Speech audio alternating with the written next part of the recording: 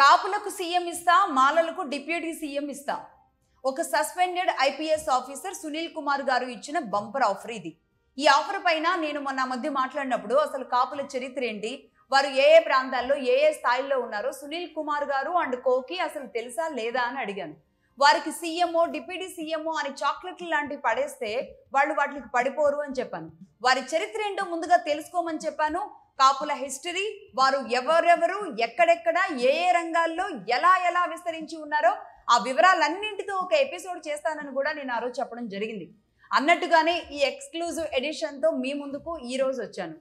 కనీసం అంటే అప్పటి నుంచి ఇప్పటి వరకు నేను దీన్ని తయారు చేయడానికి కొంతమంది మేధావుల వాళ్ళకున్న అనుభవ పరిజ్ఞానాన్ని అంతటినీ కూడా తీసుకోవడం జరిగింది.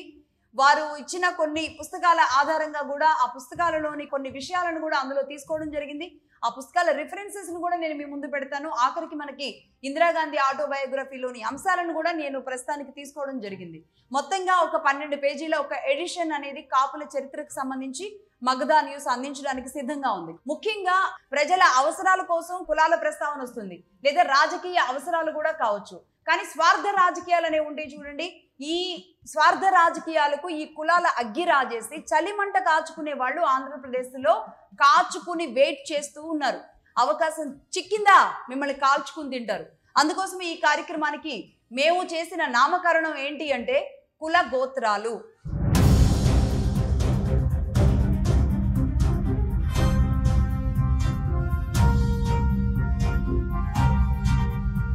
కాపులు అంటే ఏంటి, ఎక్కడి నుంచి వారు మొదలయ్యారు, వారి రాజరిక చరిత్ర మూలాల్లోకి అయితే నేను వెళ్ళదలుచుకోలేదు.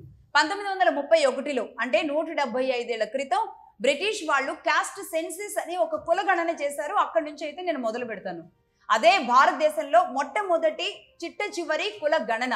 బ్రిటిష్ సమయంలో బ్రిటిష్ వాళ్ళకి వెలమ, తెలగ, కమ్మ, కాపు, రెడ్డి ఈ కులాల అన్నింటి విషయాల గురించి ఒక అవగాహనకు వచ్చారు. ఈ నేపథ్యంలోనే ఈ కులాలను మాత్రం అగ్రేరియన్ కమ్యూనిటీస్ గా గుర్తించారు. అంటే వ్యవసాయ ఆధారిత కులాలుగా గుర్తించారు. వ్యవసాయ ఆధారితగా ఉన్న కులాలు అప్గ్రేడ్ లోనే ఆర్థికంగా బాగుండేవి. అందుకని ఈ కులాలన్నింటికి వీళ్ళు ఏం పెట్టుకున్నారు అంటే అగ్రేరియన్ కమ్యూనిటీస్ గా పెద్ద స్థాయిలో ఆర్థికంగా బాగున్న కులాలుగా ఈ 4 కులాలను పెడుతూ ఆ కులాలకి చివరన ఏం పెట్టారు అంటే తెలగ కాపు అని, కమ్మ కాపని, వెలమ కాపని, రెడ్డి కాపని ఇలా కాపు అనేది పెట్టారు. అంటే ఏం అర్థమైంది ఇప్పుడు, కాపు అనేది కులం కాదు, కాపు అనేది ఒక గ్రేడ్ గా బ్రిటిష్ వాళ్ళు నిర్ణయించడం జరిగిందనమాట. అంటే యాక్చువల్లీ తెలగ బలిజనాయుళ్ళు వీళ్ళిద్దరూ ఏం చేశారు అంటే వీళ్ళు కాపులుగా చలామణి అవుతూ వచ్చారు ఆ తర్వాతి కాలంలో.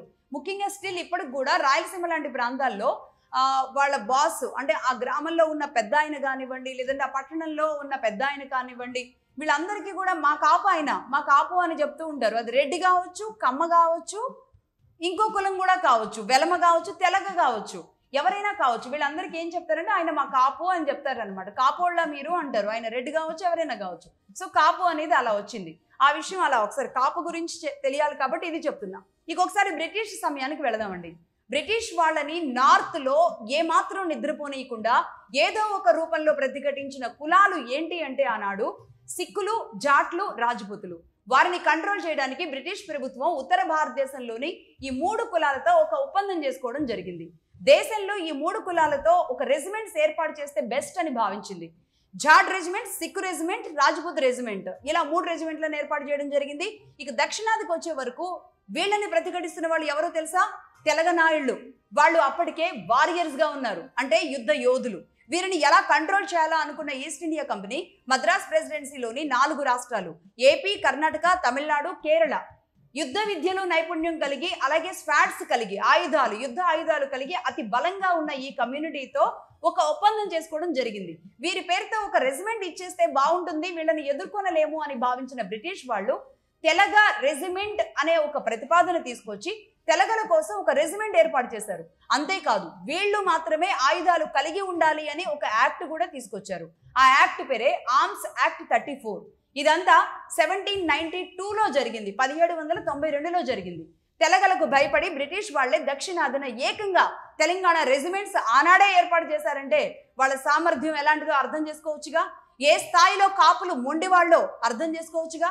ఆ తెలగ రెజిమెంట్ కి జనరల్ ఎవరో కాదు, మన రఘుపతి వెంకయ్య గారి తండ్రి అప్పయ్య నాయుడు గారు. రఘుపతి వెంకయ్య గారు అంటే మన సినీ పితామహుడు. ఆయన తండ్రి అప్పయ్య నాయుడు గారే ఆ రెజిమెంట్కి, తెలగ రెజిమెంట్కి జనరల్గా మొట్టమొదటిగా బ్రిటిష్ వాళ్ళ సమయంలో పనిచేశారు. అలాగే అదే బ్రిటిష్ సమయంలో మద్రాసులో జరిగిన ఇంకొన్ని సంఘటనలు ఒకసారి గుర్తు చేసుకోవాల్సిన అవసరం ఉంది. అదేంటంటే ఆనాడు మద్రాస్ కాంగ్రెస్ ప్రెసిడెంట్గా ఉన్నారు పెరుమాళ్ వరదరాజుల నాయుడు. ఆయనే ద ఇండియన్ ఎక్స్ప్రెస్ ఫౌండర్ కూడా. కాంగ్రెస్ పార్టీలో బ్రాహ్మణేతర కులాల పట్ల వివక్ష ఉందని, గాంధీ నెహ్రూ కావాలనే బ్రాహ్మణుల్ని ఒకలా మిగతా కులాల్ని ఒకలా చూస్తున్నారని గ్రహించిన కొంతమంది వీళ్ళిద్దరు కూడా నెహ్రూకి అత్యంత సన్నిహితుడిగా ఉన్న చక్రవర్తుల రాజగోపాలాచారితో విభేదించి కాంగ్రెస్ పార్టీని భూస్థాపితం చేయాలి అని ఒక నిర్ణయం తీసుకున్నారు. ఆ నిర్ణయం తీసుకోవడమే తడువుగా ఒక పార్టీ పెట్టాలని కూడా నిర్ణయించుకున్నారు. పెరియార్ రామస్వామి నాయకర్ని వెంటనే పెరుమాళ వరదరాజుల నాయుడు వెళ్ళి కలవడం జరిగింది. వీళ్ళిద్దరూ కలిసి బ్రాహ్మణులు లేకుండా ఒక జస్టిస్ పార్టీని నిర్మించారు. ఇక్కడ పెరియార్ రామస్వామి గురించి ఒకటి తెలియాల్సిన అవసరం ఉంది. పెరియార్ రామస్వామి నాయకర్ దక్షిణ భారతదేశంలో చాలా మందికి తెలిసి అతి పెద్ద పేరు, చరిత్ర గురించి తెలిసిన వాళ్ళకి ఇంకా బాగా తెలిసిన పేరు. పెరియార్ రామస్వామి నాయకర్ ఎవరు అంటే గుంటూరుకు సంబంధించిన ఒక బలిజ కమ్యూనిటీ అంటారు. అంటే ఇది కూడా కాపు కమ్యూనిటీ, తెలగ కమ్యూనిటీ. అలాగే నాయకర్ అంటే నాయుడు, తమిళ్లో నాయకర్ అంటే నాయుడు, నాయకుడు అని వస్తుంది అనమాట.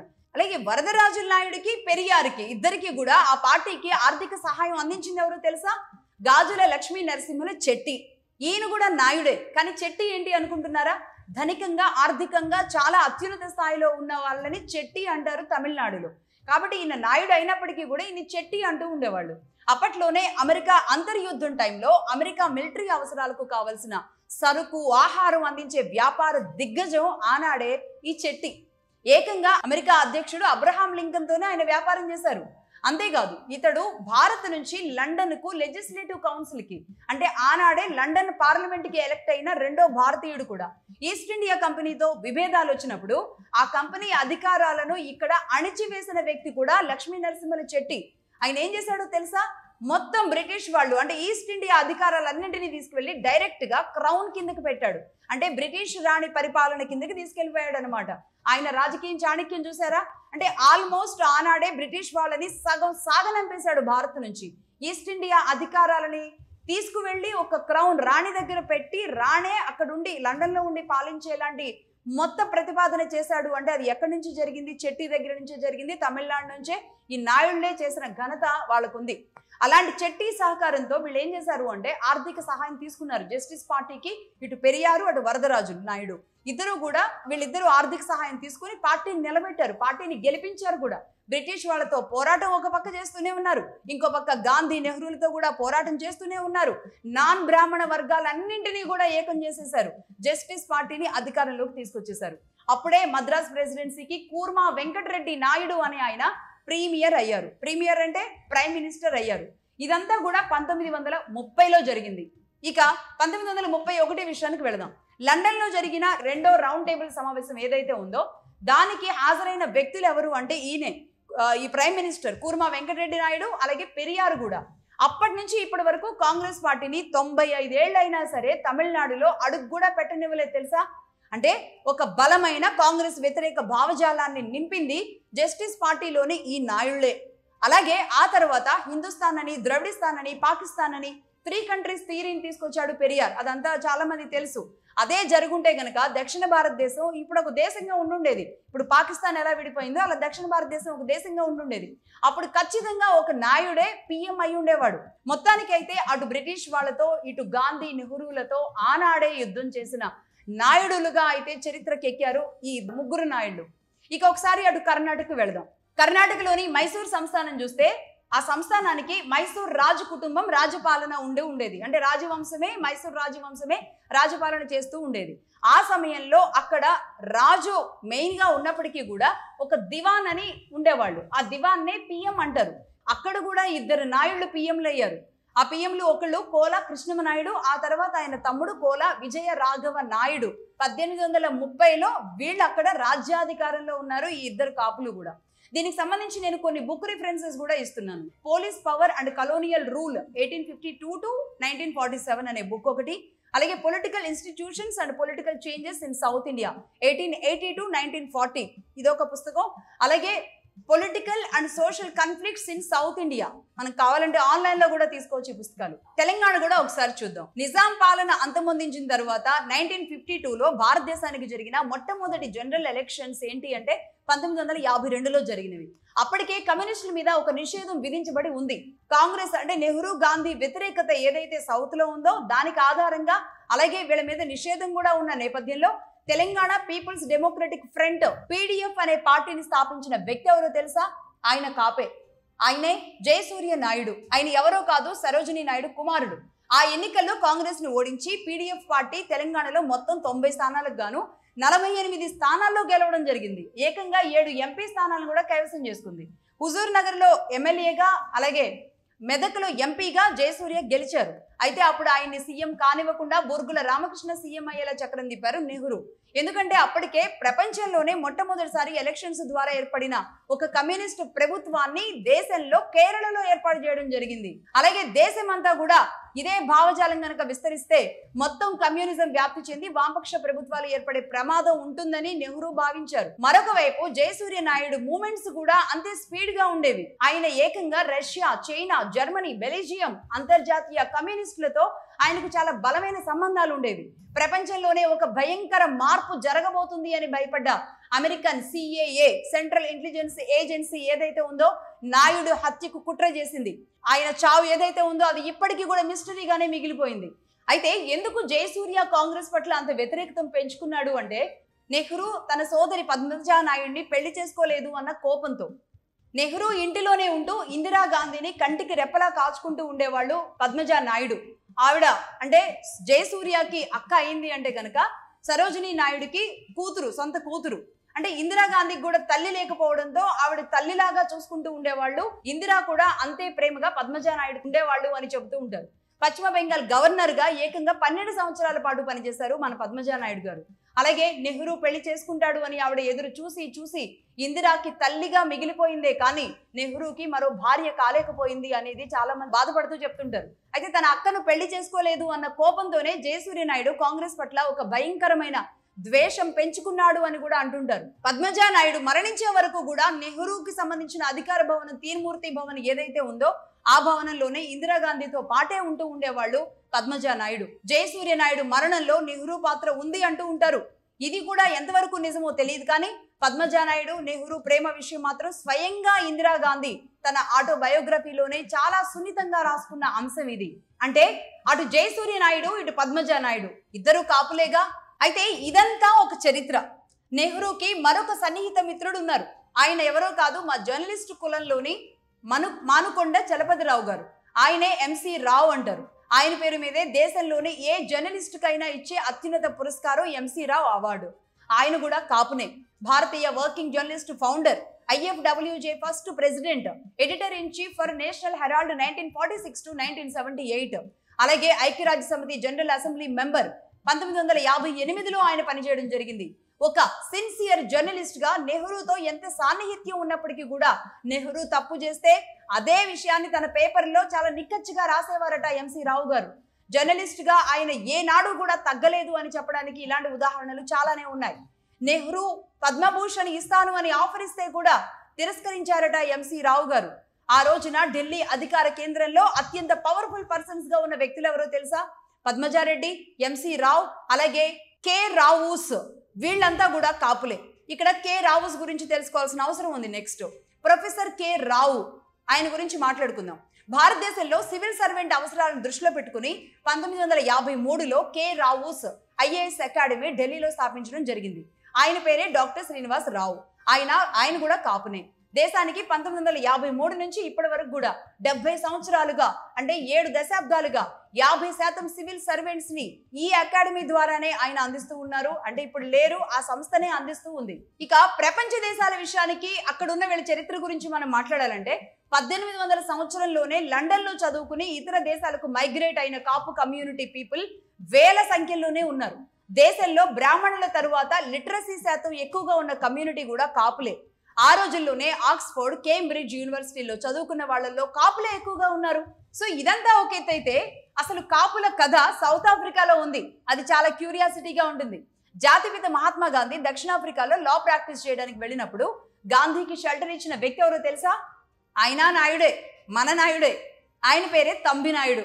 ముఖ్యంగా భారతదేశ పౌరులు ఎవరైతే సౌత్ ఆఫ్రికాలో ఉన్నారో వారి హక్కుల కోసం, అలాగే దక్షిణాఫ్రికాలో ఉన్న నల్లజాతి పౌరుల హక్కుల కోసం ఏకంగా మన నాయుడు గారు పార్టీయే స్థాపించారంటే నిజంగా ఆశ్చర్యం కదా. అదే సౌత్ ఆఫ్రికా కాంగ్రెస్ పార్టీ.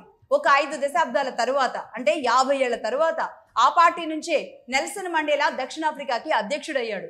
అదే పార్టీ నుంచి తంబి నాయుడు మనవడు రాయ్ నాయుడు, మనవరాలు శాంతి నాయుడు దక్షిణాఫ్రికా మంత్రులుగా పనిచేశారు. అలాగే cabinet high power committee chairman గా కూడా పనిచేశారు మనవరాలు శాంతి నాయుడు. అలాగే ఇంకో విషయం ఏంటో తెలుసా? సౌత్ ఆఫ్రికాలో 3 రాజధానుల ప్రతిపాదన తీసుకొచ్చింది కూడా మన తంబి నాయుడు గారే. ఆ మధ్య 3 రాజధానుల అంశం ఆంధ్రప్రదేశ్లోనే కదా వినబడింది, బాగా గుర్తుండాలి. జగన్మోహన్ రెడ్డి గారు అప్పుడు చెప్పిన ఈ సౌత్ ఆఫ్రికా మోడల్ ఇదే. సో దీనికి కూడా ఒక రిఫరెన్స్ ఉంది. ఏకంగా Thambi Naidu and family in South Africa అనే ఒక బుక్ ని ఒక ముస్లిం రాశారు.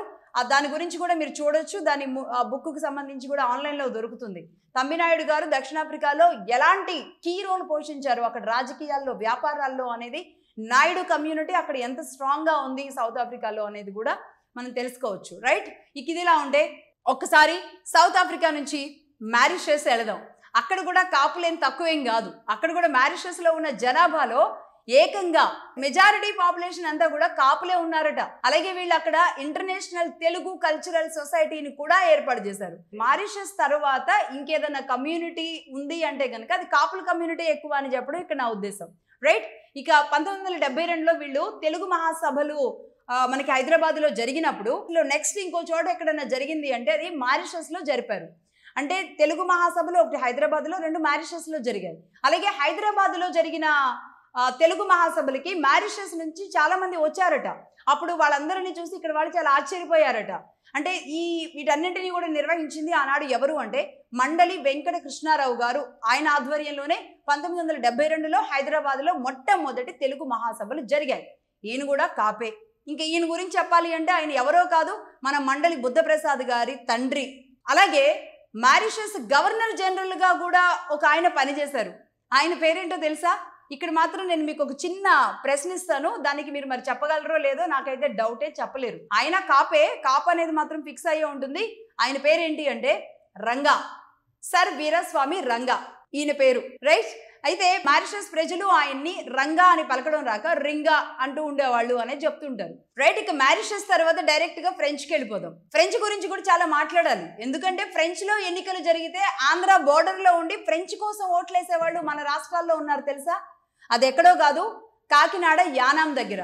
అది ఒకప్పుడు ఫ్రెంచ్ కాలనీగా ఉండేది. ఇక్కడ చాలా మంది ఫ్రెంచ్ వాళ్ళు ఇక్కడికి ఎలా వచ్చేసారో ఇక్కడున్న కాపులు చాలా మంది వీళ్ళని ఆధారంగా చేసుకుని అటు ఫ్రెంచ్కి కూడా వెళ్ళిపోయారు. అలా కొన్ని వేల కుటుంబాలే ఫ్రెంచ్కి వెళ్ళిపోయినాయి అంటే నిజంగా ఆశ్చర్యం కదా. అయితే వీళ్ళు ఏం చేశారంటే అలా వెళ్ళడం ద్వారా ఫ్రెంచ్ గవర్నమెంట్తో ఒక ఒప్పందం చేసుకున్నారు. ఈ కాలనీని ఈ విధంగానే ఉంచాలి, అక్కడ ఉన్న మా వాళ్ళు ఎవరైతే ఉంటారో వాళ్ళ హక్కులకి భంగం కలగకుండా వాళ్ళు అక్కడికి ఇక్కడికి ఈజీ యాక్సెస్ ఉండేలా చేయాలని ఒక నిర్ణయం తీసుకోవడం జరిగింది. దానికి ఏం చేశారు అంటే ఫ్రెంచ్ పౌరసత్వాన్ని కలిగి ఉండేలా తీసుకున్నారు. ఈ నేపథ్యంలో అంటే అక్కడ ఫ్రెంచ్ పౌరసత్వం కలిగి ఉంటారు, భారత పౌరసత్వం కలిగి ఉంటారు. అలాగే అక్కడ పథకాలు తీసుకుంటారు, ఇక్కడ పథకాలు కూడా తీసుకుంటారు. 1962లో భారత్లో విలీనం జరిగినప్పుడు ఇలాంటి నిర్ణయాలు అనేది జరిగిందనమాట. అంతేకాదు ఈ గవర్నమెంట్కి ఇక్కడ మేయర్లుగా కూడా పనిచేసిన వాళ్ళు ఉన్నారు. ఎవరు వాళ్ళు అంటే కామిశెట్టి వేణుగోపాలరావు నాయుడు కాపే, ఆయన తమ్ముడు కామిశెట్టి శ్రీ పరశురామ వరప్రసాద్ నాయుడు. వీరిద్దరూ కూడా ఒకరి తర్వాత ఒకరు మేయర్లుగా పనిచేశారు. వీళ్ళిద్దరు కూడా కాపులే. ఇక ఇంకొద్దిగా మనం 1990 దశకంలోకి నిదానంగా వచ్చేద్దాం. ఇది బ్రిటిష్ కాలం నుంచి మనం ఫ్రెంచ్ కాలం వరకు చూసాం. ఇక 1980 ఆ దశకాల్లోకి వస్తే గనక ఇక అమెరికాకి వెళ్ళాలి. ఇక్కడ ఒకసారి అమెరికా చరిత్ర చూడాలి. కాపులు అమెరికాలో ఎలా ఉన్నారు అనేది. అందరూ ఉన్నారు, కానీ అందులో బెస్ట్ పొజిషన్లోకి వెళ్ళిన గొప్ప వ్యక్తులు ఎవరు, ఊహించిన స్థాయిలో ఉన్న వ్యక్తుల గురించి చెప్పడమే ఇక్కడ మన ఉద్దేశం ఉన్న నేపథ్యంలో ఇక్కడ చెప్దాం. అమెరికాలో మైక్రోసాఫ్ట్ అధినేత బిల్ గేట్స్తో క్లోజ్ ఫ్రెండ్గా ఉన్న వ్యక్తి ఎవరో తెలుసా? డాక్టర్ రావు రేమాల. ఈయన కూడా కాపునే. మైక్రోసాఫ్ట్ విండోస్ వర్షన్ రాసింది ఈయనే. అలాగే విండోస్ ఎక్స్పీని ఈ స్థాయికి తీసుకువెళ్ళడానికి కూడా రావు రేమాలనే కారణం. ఈయనది కృష్ణా జిల్లా.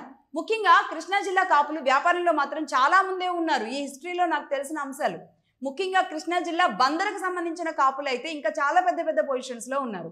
30 ఏళ్ల క్రితం మైక్రోసాఫ్ట్ ఇండియా ఎండీగా పనిచేసిన వ్యక్తి ఎవరో తెలుసా? శ్రీను కొప్పోలు, ఈయన కూడా కృష్ణా జిల్లా వాసే, కాపు వారే. ఇప్పుడు సత్యనాథన్లా ఎలా అయితే ఉన్నారో అప్పుడు శ్రీని కొప్పోలుది చాలా కీ రోల్.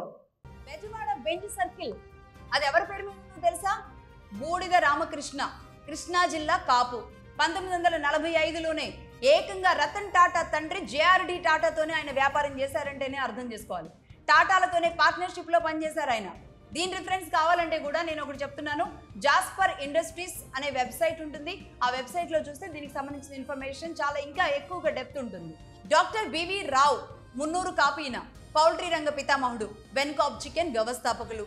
దేశంలో గుడ్డు ధర ఎలా ఉండాలి అని నిర్ణయించేది బెన్కాప్ చికెన్ వాళ్లే. మీకు తెలుసా? లండన్ లో బ్లాక్ బర్న్ రోవర్స్ అనే ఒక ఫుట్బాల్ లీగ్ ని ఆనాడే వాళ్ళు కొనేశారు. అలాగే రాక్ షీల్డ్ ఫ్యామిలీతో చాలా మంచి వ్యాపార సంబంధాలు కూడా వీళ్ళకు ఉన్నాయి. అయితే రాక్ షీల్డ్ ఫ్యామిలీ గురించి చెప్పే అంత అర్హత కానీ వినే అంత అర్హత కానీ కూడా మనకు ఉండదు. ఎందుకంటే అంతర్జాతీయ విషయాలు ఏదైనా డిస్కషన్లోకి వచ్చినప్పుడు నేను డీటెయిల్డ్గా ఈ రాక్ షీల్డ్ ఫ్యామిలీ గురించి చెప్తాను. బట్ ఈలోపే తెలుసుకోవాలనుకుంటే కనుక గూగుల్లో సెర్చ్ చేయండి. ఇక నెక్స్ట్ బాంబినో గ్రూప్. ఇది జస్ట్ సేమియా ఉప్మా అనుకుంటే కనుక పొరబడినట్టే. మ్యాదన్ కృష్ణారావు, ఈయన కూడా కాపునే. కృష్ణారావు గారు స్థాపించిన ఈ కంపెనీ కనీసం 10 దేశాల ఎగుమతుల్లో బాంబినోను నిలబెట్టింది. ఆయన మరణం తర్వాత వారి కుటుంబ సభ్యులు దాన్ని చూసుకుంటూ ఉన్నారు. అలాగే కోట్ల రూపాయల వ్యాపారం ఇందులో నడుస్తోంది. బివి నాయుడు గారు, భీమవరం వాసి, ఈయన కూడా కాపునే. ఈయన్ని కనీసం కలవాలంటే కూడా మామూలు వ్యక్తులకి ఇప్పుడు సాధ్యపడే పరిస్థితులు లేవు. ఏకంగా సీఎంలు మాత్రమే ఆయన్ని కలిసి మాట్లాడేలాంటి పరిస్థితులు ఉన్నాయి. ఎందుకంటే ఇండో ఇజ్రాయిల్ ఛాంబర్ చైర్మన్ గా ఆయన ఉన్నారు. రక్షణ రంగంలో భారత్ ఇజ్రాయెల్ చేసుకునే అనేక రక్షణ రంగాల ఒప్పందాల్లో చాలా కీ రోల్లో బివి నాయుడు గారు వ్యవహరిస్తున్నారు. ఒక్క భారత్కే కాదు, అనేక దేశాలతో ఇజ్రాయెల్ చేసుకునే కీలక రక్షణ ఒప్పందాలలో కూడా బివి నాయుడు గారు ఉన్నారు. కర్ణాటకలో ఆయన ఎస్టీపీఐగా గతంలో ఎస్టీపీఐ చైర్మన్ గా పనిచేశారు. Software technology park of India ఏదైతే ఉందో దీని ద్వారా $8 మిలియన్ ఉండే కర్ణాటక ఐటీ రెవెన్యూని ఏకంగా $100 బిలియన్ చేర్చిన ఘనత ఈయనకే దక్కుతుంది. అలాగే ఆయన భీమవరం ఎస్ఆర్కేఆర్ ఇంజనీరింగ్ కాలేజ్లో చదివి వెళ్ళారు అక్కడికి. భీమవరం పక్కనున్న ఒక చిన్న గ్రామంలో ఉన్న ఎస్ఆర్కేఆర్ ఇంజనీరింగ్ కాలేజ్. ఇక్కడ రైట్ ఇక ఇంకొకరిని చూద్దాం. బెంగళూరులో ఉన్న ఎంఎస్ రామయ్య యూనివర్సిటీ. అనంతపురం నుంచి వెళ్లి సెటిల్ అయిన బలిజ నాయుళ్ళు ఎంఎస్ రామయ్య గారు. కర్ణాటక మొత్తం అటు విద్యా సంస్థలతో పాటుగా మరెన్నో ఇండస్ట్రీస్ నెలకొల్పి కర్ణాటక గవర్నమెంట్ లో ఒక పవర్ఫుల్ రోల్ ప్లే చేస్తున్నారు ఎంఎస్ రామయ్య గారు. ఇక పూలా ప్రవీణ్, వాక్సన్ యూనివర్సిటీ ఫౌండర్. సంగారెడ్డిలో నిర్మించడం జరిగింది ఈ వాక్సన్ యూనివర్సిటీని. ఆక్స్ఫోర్డ్, కేంబ్రిడ్జీలకు ధీటుగా ఉంటుంది. అసలు ఇక్కడ సీటు దొరకడం కూడా చాలా కష్టం. ఆక్స్ఫర్డ్లో ఉన్నామా, కేంబ్రిడ్జ్లో ఉన్నామా అని లోపలికి వెళ్ళిన తర్వాత ఏమాత్రం అర్థం కానంత అతీతంగా ఉండేలాంటి వాక్సన్ యూనివర్సిటీని నిర్మించింది పూలా ప్రవీణ్ గారు. Pavan Kumar Chandana, founder, CEO and CTO for Skyroot. దేశం గర్వించేలా భారతదేశంలో ఫస్ట్ రాకెట్ మ్యానుఫ్యాక్చరర్ ఎవరైనా ఉన్నారు అంటే అది స్కై రూట్ మాత్రమే. ఈయన కూడా కాపునే. హైదరాబాద్లోనే ఆ కంపెనీ ఆపరేషన్స్ అన్ని నడుస్తూ ఉంటాయి. మన శ్రీహరికోట నుంచి మన రాకెట్లు ఎలా అయితే నింగిలోకి పంపిస్తూ సంతోషపడుతున్నామో ఈ తెలుగు నేల మీద, ఇదే తెలుగు నేల మీద ఫస్ట్ రాకెట్ కూడా తయారు చేయబడి త్వరలో ఆ రాకెట్ నింగిలోకి ఎగరబోతుంది అంటే నిజంగా ఆశ్చర్యం కాదా మరి? ఇక next Agnishwar Jayaprakash, Garuda aerospace co founder and CEO. ఈయన కూడా కాపునే. చెన్నైలో స్థిరపడ్డ తెలుగు కాపు. చిన్న వయసులోనే ఒక డ్రోన్స్ మ్యానుఫ్యాక్చరింగ్ కంపెనీనే మొదలు పెట్టేశారు ఆయన. ఈ రోజు అది టాప్ 5 లిస్ట్ లో ఉండడం కూడా మామూలు విషయమేం కాదు. ఇక పగడాల నరసింహ నాయుడు, తమిళనాడు పారిశ్రామిక రంగ పితామహుడు. ఈయన కూడా కాపునే. శ్రీరామ సంజీవరావు గారు, ఎస్ఎస్ రావు గారు అంటారు. పల్లం రాజు గారి తండ్రి, ఇండియన్ ఎలక్ట్రిక్ ఇండస్ట్రీ పితామహుడు. ఈయన కూడా కాపునే. సెంట్రల్ మినిస్టర్ గా కూడా పనిచేశారు. రాజీవ్ గాంధీ అండ్ ఇందిరాగాంధీ ఇద్దరు టైంలో కూడా మినిస్టర్ గా పనిచేసిన ఘనత ఆయనకు దక్కుతుంది. అన్నయ్య గారి Kishtappa, father of Indian electronic industry. ఈయన కాపునే. Ex central minister Sai Pratap గారికి తండ్రి తరపున తాత ఈయన. ఢిల్లీలోని జియోలాజికల్ సర్వే ఆఫ్ ఇండియాలో కిష్టప్ప గారి ఫోటో స్టిల్ ఇప్పటికి కూడా ఉంటుంది. అలాగే బెంగళూరులో అత్యంత ధనికుడు కూడా కావడంతో నెహ్రూ సమయంలో కర్ణాటకకి సీఎంగా పనిచేయొచ్చు కదా అని నెహ్రూ ఆఫర్ ఇస్తే మేము మీకు లాయల్గా ఉండడం ఏంటని ఆ సీఎం పదవిని కూడా ఆయన తిరస్కరించారు అంటేనే ఆయన రేంజ్ ఏంటో అర్థం చేసుకోవచ్చు. మెమరీస్ ఆఫ్ నెహ్రూ బుక్ ఏదైతే ఉందో అది రిఫరెన్స్ ఇస్తున్నాను. ఆ బుక్లో స్వయంగా నెహ్రూనే ఈ విషయాన్ని ప్రస్తావించారు. అలాగే 1890లోనే ఈయన బైరటీస్ గనుల మైనింగ్లో బ్రెజిల్, లండన్, జర్మనీలకు ఎక్స్పోర్ట్ చేస్తూ ఉండేవాడు బైరటీస్ని. నెక్స్ట్ ఇక Hanumanthappa, one of the owner for KGF mining. ఈయన కూడా కాపునే. బ్రిటిష్ వారితో కలిసి ఆ రోజుల్లోనే బంగారు గనుల మైనింగ్ లో వ్యాపారం చేశారు.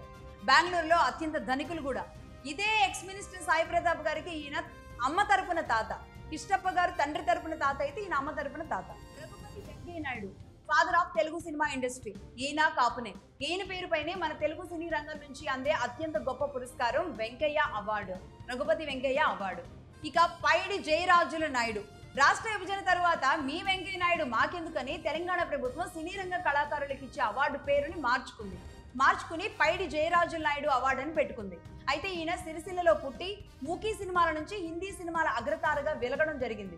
అయితే ఇక్కడ ఈయన కూడా కాపు కావడం చాలా పెద్ద విశేషం. అంటే ప్రాంతాలు వేరుపడినా సినిమా రంగ ప్రముఖులకి ఇచ్చే అవార్డుల్ని రెండు రాష్ట్రాలు కూడా కాపుల పేరుతోనే నడిపిస్తున్నాయి. మణిరత్నం గారికి ఆ మధ్యనే తెలంగాణ గవర్నమెంట్ ఆయన పేరు మీద అవార్డు ఇవ్వడం కూడా జరిగింది, పైడి జయరాజుల నాయుడు. ఇక తాపి ధర్మారావు నాయుడు వ్యవహారిక భాషా పితామహుడు, ఈయన కాపునే. ఈయన్ని తాతాజీ అంటారు. అసలు పేరు బండారు ధర్మారావు నాయుడు. సైనికులుగా వారి కుటుంబం పనిచేసినప్పుడు ఒరిస్సాలో సెటిల్ అయ్యారు. ఆయన అక్కడే పుట్టారు, అయినప్పటికీ విజయనగరంలో చదువుకున్నారు.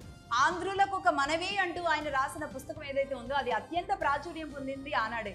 తెలుగు మాధ్యమాల దినోత్సవంగా, అలాగే వ్యవహారిక భాష పితామహుడుగా ఆయనకి గొప్ప స్థానం ఉంది. గిడుగు రామ్మూర్తి పంతులు గారి దగ్గర ఈయన శిష్యరికం చేశారు. అలాగే తలిశెట్టి రామారావు గారు తెలుగు కార్టూనిస్ట్ పితామహుడు, ఈయన కాపునే. వ్యంగ్య కార్టూన్లలో ఆయన్ని అందివేసిన చేయి లేదు. తెలుగు కార్టూనిస్టులకు ఈయన పేరు మీదే ప్రతిష్టాత్మక అవార్డు ఇస్తూ ఉంటారు. అలాగే సికే నాయుడు 1935లో ఫస్ట్ ఇండియన్ కెప్టెన్, ఈయన కూడా కాపునే. అలాగే ఆయన పేరు మీదనే ఏ క్రికెటర్ కైనా అత్యున్నత గౌరవం ఇచ్చే CK Naidu life time achievement award అనేది మనం చూస్తూ ఉన్నాం. అలాగే నారాయణ స్వామి నాయుడు బ్రిటిష్ వాళ్ళు పెట్టిన మొట్టమొదటి కోర్టుకి మొట్టమొదటి భారతీయ జడ్జ్, ఈయన కాపునే. 1895లోనే నాగపూర్లో ఈస్ట్ ఇండియా కంపెనీ పెట్టిన ఫస్ట్ ఇండియన్ కోర్టు అది. అలాగే ఎంసి రావు, ఈయన పేరుతోనే దేశవ్యాప్తంగా ఉత్తమ జర్నలిస్టులకు ఇచ్చే అవార్డు ఉంటుంది, ఈయన కూడా కాపునే. మన హైదరాబాద్ జర్నలిస్ట్ కాలనీ ఎంట్రన్స్ లో ఆయన విగ్రహం ఉంటుందని ఇంతకుముందు చెప్పాను కదా, అది ఎంసి రావు గారి విగ్రహమే. అలాగే నెహ్రూ కూడా చాలా అత్యంత సన్నిహితులు. అలాగే Chandra Naidu first Indian cricket women commentator, ఈవిడ కాపునే. అలాగే first Indian captain CK Naidu అని చెప్పాను కదా, సికే నాయుడు గారి కుమార్తె ఈవిడ. అలాగే ఆకుల విక్రమ్ యుఎస్ లో ఉంటారు, హార్వర్డ్ లో చదివిన ఆయన ఎస్కేఎస్ మైక్రో ఫైనాన్స్ లో చాలా దిట్ట, ఈయన కూడా కాపునే. వాల్ స్ట్రీట్ అమెరికన్ బ్యాంకింగ్ రంగంలో చాలా కీలకమైన వ్యక్తి. అలాగే టైమ్ మ్యాగజైన్ ప్రచురించిన మోస్ట్ ఇన్ఫ్లుయెన్స్డ్ పర్సన్స్ లో కూడా ఈయన ఉన్నారు. ద బూస్టన్ గ్రూప్ చైర్మన్, ఈయన కాపునే. అమెరికాలోని అతిపెద్ద సంస్థ బూస్టన్, ఏకంగా బిల్ క్లింటన్ తోనే ఆయన వ్యాపారాలు చేశారు. బిల్ క్లింటన్ అండ్ సుబ్బు కోట ఇద్దరు కూడా బిజినెస్ పార్ట్నర్స్. అలాగే శాంతా బయోటెక్ ఏదైతే ఉందో దాని కో ఫౌండర్ కూడా ఈయన. అమెరికన్ డెమోక్రటిక్ పార్టీలో అత్యంత కీలకమైన వ్యక్తిగా వ్యవహరించారు. అమెరికన్ ఫెడరల్ కోర్టుకి జడ్జిగా కూడా పనిచేశారు. అలాగే ధూళిపూడి శాంతిశ్రీ జేఎన్యు మొట్టమొదటి మహిళా వైస్ ఛాన్సలర్, ఈవిడ కాపునే. వారి ఫాదర్ ఐఎఫ్ఎస్ గా పనిచేశారు. ఐఎఫ్ఎస్ డిప్లొమాట్ గా పనిచేయడం వల్ల పుతిన్తో, రష్యాలో ఉన్న మన పుతిన్తో సత్సంబంధాలు ఉండడం వల్ల జేఎన్యూలో ఆవిడ మొట్టమొదటి మహిళా వైస్ ఛాన్సలర్ గా అవడానికి ఆ రిలేషన్ అంటే ఆ సత్సంబంధాలు, తండ్రితో ఉన్న సత్సంబంధాలు చాలా కారణం అయ్యాయి అని చెబుతూ ఉంటారు. రైట్, ఇది. ఇక captain Mamata Flytech aviation first female chief flying instructor CFI, భారతదేశంలో అతిపెద్ద defence and commercial flight training company ఆవిడ నిర్వహిస్తున్నారు మమతా గారు. ఇక అలాగే Bondada Raghavendrarao solar and infrastructure లో అతిపెద్ద ప్లేయర్స్ వీళ్ళు, ఈయన కూడా కాపునే. రీసెంట్ గా ఏపీలో 15,000 కోట్ల రూపాయల పెట్టుబడులు అన్నమయ్య జిల్లాలో బొండాడ గ్రూప్ పెట్టడం జరిగింది. ఇక కడియం నర్సరీలు, అసలు ఇవి కనబడని కోట్ల రూపాయల వ్యాపారాలు. 95% కాపులు ఈ కడియం నర్సరీలు నిర్వహిస్తూ ఉన్నారు. ఇల్లు కట్టాలన్నా రోడ్లు, అపార్ట్మెంట్లు, హైవేలు, షాపింగ్ కాంప్లెక్స్లు మొత్తం కూడా ఈ కడియం మొక్కలు లేకుండా ఇక్కడ ఆ గ్రీనరీ అనేది కనిపించడం, చూపించడం అనేది జరిగే పరిస్థితులు లేకుండానే కడియం నర్సరీలు నడుస్తున్నాయి. అనేక దేశాలకు కూడా పనిచేస్తున్నాయి. కోట్ల రూపాయల వ్యాపారాన్ని నడుపుతున్నాయి. గ్రీన్కో సంస్థ వ్యవస్థాపకులు, వీరు కూడా కాపులే. ఈ జనరేషన్ లో అతిపెద్ద గ్రూప్ గా గ్రీన్ ఎనర్జీలో దూసుకుపోతున్న సంస్థ గ్రీన్కో. ఇటు భారత్ తో పాటుగా అనేక దేశాల్లో భారతదేశ శక్తిని గ్రీన్ ఎనర్జీలో సగర్వంగా నిలబెట్టిన company Greenko. World biggest renewable energy కంపెనీగా గ్రీన్కో నిలబడింది. రీసెంట్ గా వీళ్ళు చిలీ, లిబియా, సౌత్ అమెరికాలో రేర్ ఎర్త్ మెటల్స్ లాంటి అతిపెద్ద ప్రాజెక్ట్ ప్రొసీడింగ్స్ లో ఉన్నారు వీరు. ఇప్పటికే ఆయా దేశాల్లో 30,000 ఎకరాలు కూడా తీసుకున్నారు. అలాగే మరోవైపు ప్రపంచంలోనే గ్రీన్ హైడ్రోజన్ ప్లాంట్ ను కూడా భారత్లో కడుతున్నారు. ఇది ఒక ఏడాదిలో కనుక పూర్తయింది అంటే కనుక భారత్ $100 బిలియన్ ఫారెన్ ఎక్స్చేంజ్ మనీని సేవ్ చేయగలుగుతుంది భారత్కి. అలాగే ఇంకోవైపు 8 లక్షల కోట్లతో ఏవియేషన్ గ్రీన్ ఫ్యూయల్ తయారీలో కూడా అడుగు పెట్టబోతున్నారు. చలమలశెట్టి అనిల్ సునీల్తో పాటుగా నరసింహారావు గారు ఈ సంస్థ భాగస్వామ్యంలో కీలక వ్యక్తులుగా ఈ సంస్థ నిలబెట్టడంలో ముందుకు వెళుతూ ఉన్నారు. రైట్, ఇక శ్రీదేవి బాడిగా అజీమౌత్ ఏఐసిఓ ఫౌండర్, ఈవిడ కూడా కాపునే. మొట్టమొదటి ఏఐ సెమీ కండక్టర్స్ ఎలక్ట్రానిక్స్ లో ఈ సంస్థ అద్భుతాలు చేస్తూ ఉంది. ఇప్పుడు ఇండియాలో టాటాలతో కలిసి గుజరాత్ లో అతిపెద్ద సంస్థను నెలకొల్పుతున్నారు. భవిష్యత్తులో అనేక దేశాలు ఈ కంపెనీ పైనే ఆధారపడే పరిస్థితులు కూడా రాబోతున్నాయంటే ఆశ్చర్యం కాదా? రైట్, ఇటు రాజకీయాలని వ్యాపారాలని రెండింటినీ కూడా ఏకతాటి మీద చాలా బలంగా నడిపిన వ్యక్తులు, అది కూడా కాపులు ఎవరైనా ఉన్నారు అంటే కనుక, అందరికంటే ముందు వరుసలో ఆనాటి నుంచి ఈనాటి వరకు ఎవరైనా ఉన్నారు అంటే కనుక అదెవరు చెప్పండి చూద్దాం. ఆదికేశవ నాయుడు గారు యునైటెడ్ బెవరీస్ యూబీ గ్రూప్ ని ఆయన స్థాపించారు ఆనాడే. IMFL Indian made foreign liquor ని ఆయన తీసుకొచ్చారు. స్టిల్ భారత్ లో యూబీ గ్రూపే 40% లిక్కర్ ని IMFL ద్వారా నడుపుతుందంటే ఆశ్చర్యం కాదా మరి? ఇక ఈయన గురించి మొదలు పెట్టాలంటే పివి నరసింహారావు రాజకీయ పరిస్థితుల వరకు వెళ్ళాలి. పివి నరసింహారావు గవర్నమెంట్ పడిపోతున్న సమయంలో సిబు సోరెన్తో మాట్లాడి జార్ఖండ్ ముక్తి మోర్చా ఎంపీలను కొని గవర్నమెంట్ నిలబెట్టినందుకు గాను ఈ IMFL ని అప్పుడు గిఫ్ట్ గా ఇచ్చారు అని చెప్తూ ఉంటారు. ఆ తర్వాత ఆదికేశవ నాయుడు గారి పైన పివి నరసింహారావు గారి మీద CBI కేసులు కూడా పడ్డాయి. అయితే అటు కాంగ్రెస్ కి మాత్రమే ఆయన హెల్ప్ చేసి ఊరుకోలేదు. బెంగళూరులో జనతా పార్టీ పడిపోతున్న సమయంలో ఆయన రామకృష్ణ హెగ్డేకి హెల్ప్ చేసి అక్కడ కూడా జనతా గవర్నమెంట్ ని నిలబెట్టడంలో చాలా కీ రోల్ పోషించారు. అలాగే తెలుగు స్టేట్స్ లో కూడా చాలా మంది నాయకుల్ని ఆయన ఆదుకున్నారు అని చెప్తూ ఉంటారు ఆదికేశవ నాయుడు. వీటితో పాటు అద్భుతమైన వైదేహి మెడికల్ కాలేజెస్ ని కట్టిన ఘనత, కట్టిన చరిత్ర మాత్రం ఆయనకు అలా నిలిచిపోతూ ఉంటుంది, వైదేహి మెడికల్ కాలేజెస్. ఇక స్ట్రైట్ గా పాలిటిక్స్ గురించి మాత్రమే మాట్లాడాలి అంటే పుంజాల శివశంకర్ గారి గురించి చెప్పాలి. ఆయనే పి శివశంకర్ గారు. నాన్ గాంధీ ఫ్యామిలీ నుంచి మొట్టమొదటి విదేశాంగ శాఖ మంత్రిగా పనిచేసిన ఏకైక వ్యక్తి ఆయనే. ఎన్నో జ్యుడిషియల్ రిఫార్మ్స్ తీసుకొచ్చారు.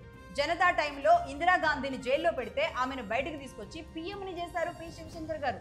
అందుకే ఆయనకు law minister, petroleum minister, commercial tax minister, external affairs minister, ఇన్ని శాఖలతో ఆయన కేంద్ర మంత్రిగా పనిచేసే అవకాశాన్ని కల్పించారు ఇందిరా. ఇక ఈయన ఆనాటి కాంగ్రెస్ లో ఎంత శక్తివంతుడంటే గనక ఇందిరా మరణం తర్వాత రాజీవ్ గాంధీ పిఎం అవ్వాలని ఒకవైపు, శివశంకరే పిఎం అవ్వాలని ఇంకోవైపు నడుస్తున్న టైంలో అప్పుడు ఆయన బూటా సింగ్ తో, ప్రణబ్ ముఖర్జీతో ఇద్దరితో మాట్లాడి ఏమాత్రం కూడా పిఎం అయ్యే అర్హతలు అన్నీ ఉన్నప్పటికీ కూడా సాక్రిఫైస్ చేస్తున్నాను అన్న ఫీలింగ్ కూడా లేకుండా, రాజీవ్ గాంధీని అప్పటికప్పుడే ఇబ్బందుల్లోకి తీసుకురాకుండా అప్పటికప్పుడే ప్రణబ్ ముఖర్జీకి పిఎం పదవి అప్పగిచెప్పి అక్కడ కూర్చోబెట్టిన ఘనత పి శివశంకర్ గారికి ఉంటుంది. ఆయన అంటే ఒక రకంగా ప్లానింగ్ కమిషన్ గా కూడా పనిచేశారు. ప్లానింగ్ కమిషన్ గా నిజానికి భారతదేశంలో ప్రధానమంత్రి దగ్గర కాకుండా ప్లానింగ్ కమిషన్ అనేది ఎవరి దగ్గర ఉండడం అసాధ్యం. అది ఎన్డీఏ గవర్నమెంట్ కావచ్చు, యూపీఏ గవర్నమెంట్ కావచ్చు. అలాంటిది ఒక ప్లానింగ్ కమిషనర్ గా పనిచేసిన నాన్ పిఎం వ్యక్తి ఎవరైనా ఉన్నారు అంటే కనుక అది పి శివశంకర్ గారు మాత్రమే. First and last planning commissioner as a non PM అనేది చాలా స్ట్రాంగ్ గా చెప్పొచ్చు. అలాగే Uday Areti London deputy mayor గా ప్రస్తుతానికి ఉన్నారు. అలాగే బద్రీనాథ్ యుఎస్ లో ఎడ్యుకేషన్ మినిస్టర్ గా ఉన్నారు. అలాగే జడ్జి శ్రీదేవి, ఆవిడ అమెరికా ఫెడరల్ కోర్టుకి జడ్జి గా ప్రస్తుతానికి ఉన్నారు. వీరు ముగ్గురు కూడా కాపులే. ఇక చివరిగా మన తెలుగు రాష్ట్రంలోని ఈ మధ్య రాజకీయాల్లో యూపీఏ గవర్నమెంట్ లో ఏకంగా ఒకే కమ్యూనిటీకి సంబంధించిన 4 ఒకేసారి కేంద్ర మంత్రులుగా పనిచేశారు. ఇది కూడా నిజంగా ఆశ్చర్యం కదా. వాళ్ళెవరు? మనకు తెలిసిన వాళ్ళే. దాసరి నారాయణరావు గారు, చిరంజీవి గారు, పల్లం రాజు గారు, సాయి ప్రతాప్ గారు. ఇలా ఒకేసారి 4 కేంద్ర మంత్రులుగా ఒకే కాపుకుల నుంచి వాళ్ళు పని చేయగలిగారంటే, ఆ స్థాయిలో వాళ్ళు నడిపించగలిగారంటే మామూలు విషయం చెప్పండి. దేశంలో ఎప్పుడు ఒకే కమ్యూనిటీ 4 కేంద్ర మంత్రులుగా చేసిన పరిస్థితి ఎప్పుడూ లేదు. అది మనందరికీ మన కళ్ళ ముందు జరిగిన విషయమే, కానీ మనం పెద్ద ఎవరు పట్టించుకోరు. ఆ తర్వాత ఇప్పుడు తెలంగాణ నుంచి బండి సంజయ్ గారు అదే కాపు సామాజిక వర్గం నుంచి కేంద్ర మంత్రిగా పనిచేస్తున్నారు. తెలంగాణ నుంచి ఒక్క మంత్రిగా, కేంద్ర మంత్రిగా. అలాగే బ్యూరోక్రాట్స్ విషయానికి వస్తే భారతదేశంలో ఏ మూలకెళ్ళినా, ఏ స్టేట్కి వెళ్ళినా బ్రాహ్మణుల తర్వాత హైయెస్ట్ పర్సంటేజ్గా ఉన్న సివిల్ సర్వెంట్స్ అంతా కూడా 1 కాయస్థులు, 2 కాపులు. దాదాపుగా 4000 నుంచి 5000 మంది వరకు ఫస్ట్ అండ్ సెకండ్ గ్రేడ్ పొజిషన్లో ఉన్నారు. ఐఏఎస్లుగా, ఐపీఎస్లుగా, ఆ తర్వాత ఉన్న పొజిషన్స్లో అనేక రకాలుగా ఉన్న ఘనత కాపులు బ్యూరోక్రాట్స్కి చెందుతుంది అంటే నిజంగా ఇది ఆశ్చర్యం. అంటే ఏ స్థాయిలో వాళ్ళు ఎడ్యుకేషన్ని నమ్ముకుని ఒక ప్రయాణం చేస్తూ వెళ్ళారు అనేది వాళ్ళు 4000 నుంచి 5000 మంది దేశ వ్యాప్తంగా సివిల్ సర్వెంట్స్ ఉన్నారంటేనే అర్థం చేసుకోవచ్చు. ఇది నేను సేకరించిన కాపు దిగ్గజ చరిత్ర, జస్ట్ శాంపిల్ మాత్రమే. ఇంకా అనేక మంది ఉన్నారు. అయితే ప్రతి పేరుకి వెనుక కూడా ఈయన కాపే అని నేను చెప్తూ వచ్చాను కదా. నిజంగా అది చాలా ఇబ్బందికర విషయం. కానీ ఎందుకు ఇవిడ ఇలా చెప్తూ ఉందని డౌట్ మీకు కూడా రావచ్చు.